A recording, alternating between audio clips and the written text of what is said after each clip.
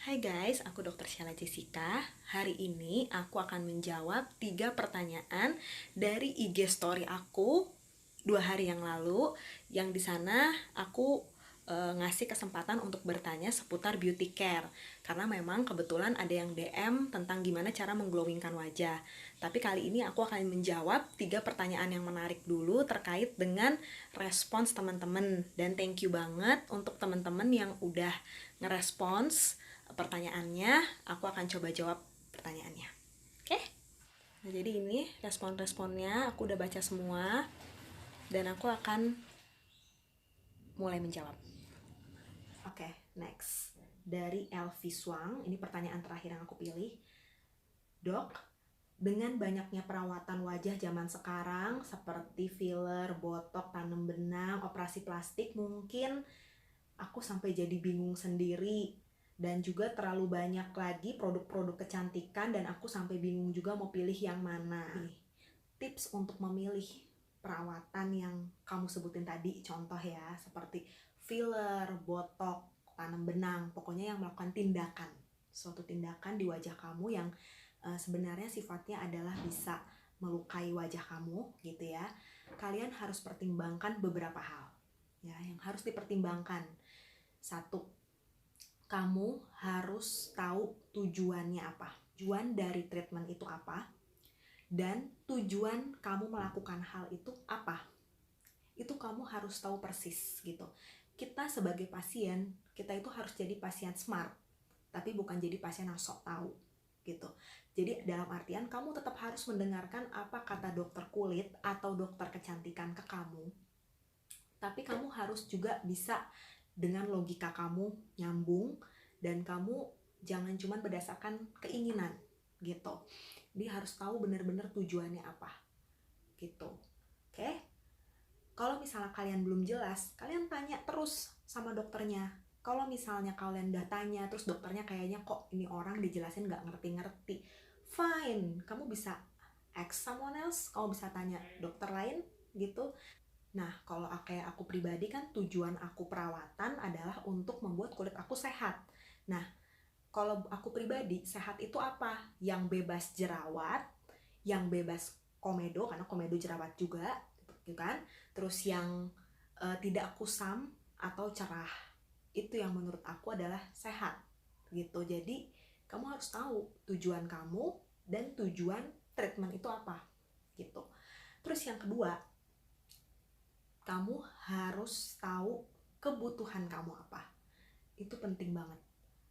Yang kamu butuhin dengan perawatan itu apa? Sesuai nggak dengan tujuan kamu dan tujuan daripada alat itu apa?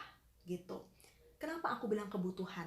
Karena kalau semua orang ditanya ingin gitu ya, keinginannya apa, itu pasti sama. Keinginan setiap orang pasti pengen lebih cantik, lebih seksi. Ini dari fisik ya kita bilangnya gitu. Gak ada orang yang kepengen lebih jelek gitu. Nah, jadi kita ngomong butuh. Kamu butuh nggak? Itu.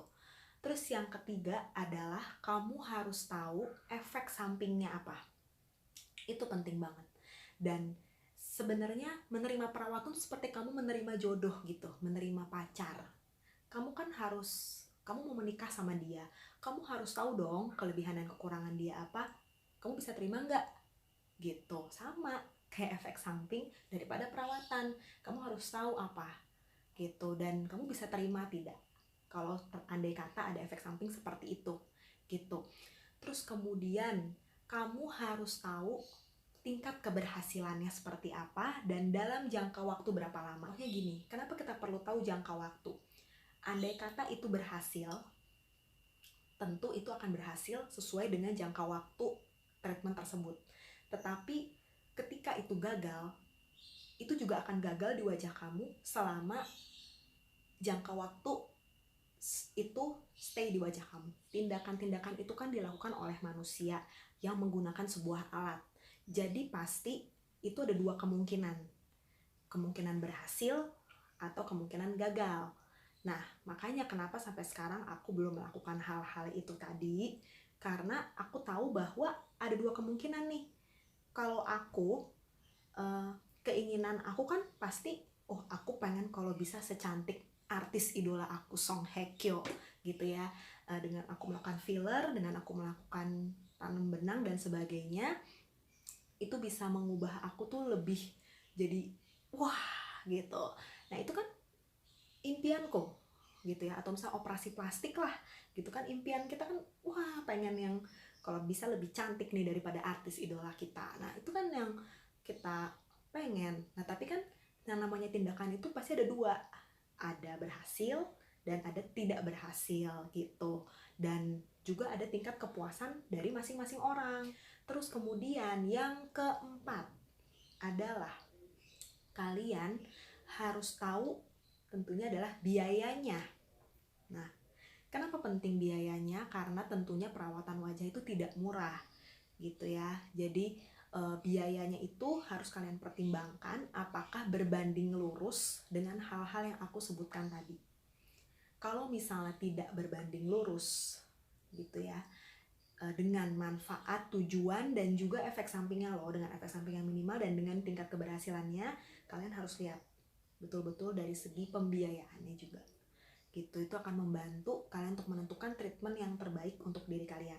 Jadi kalian tetap penting perlu mendengar dari expert, dari dokter kecantikan atau dokter kulit tentang apa yang terbaik untuk wajah kalian, tapi kalian juga harus mempertimbangkannya lagi sesuai dengan kebutuhan kalian.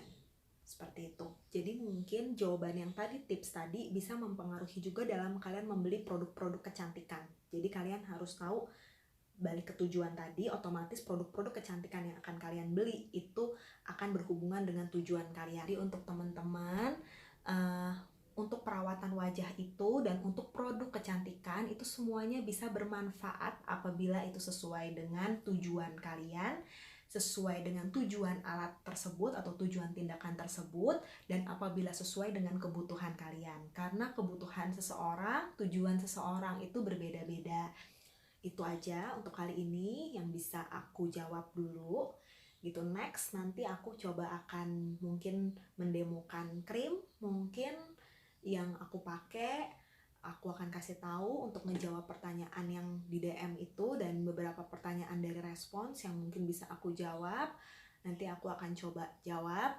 Tapi semoga video kali ini dapat membantu kalian, dapat mengencourage kalian. Karena yang terpenting adalah kalian punya kekurangan dan kelebihan, kalian tahu itu, dan kalian berusaha. Kalau kalian punya kekurangan, tentunya dari segi fisik, kalian bisa menonjolkannya dari segi kelebihannya gitu. Misalnya kalian punya hidung yang kurang mancung dan menurut kalian itu nggak bagus, kalian mungkin bisa dengan kelebihan lain, mungkin kalian tonjolkan di mata atau di tempat lain yang menurut kalian itu adalah sebuah kelebihan. Karena di dalam fisik seseorang itu tidak ada yang jelek semuanya, pasti ada kelebihan dan kekurangannya, itu bisa kalian tonjolkan gitu. Dan juga kalian perlu tahu bahwa cantik itu relatif. Jadi jangan di dunia ini jangan cuman melihat dari segi fisik, kalian juga bisa kalau misalnya kalian merasa fisik kalian kurang semua, saking kalian nggak percaya diri, kalian bisa tonjolkan yang lain. Jadi apabila kalian punya teman yang misalnya melakukan filler, botok, tanam benang, operasi plastik, itu jangan kalian judge. Be a good woman, be the best version of yourself. Bye.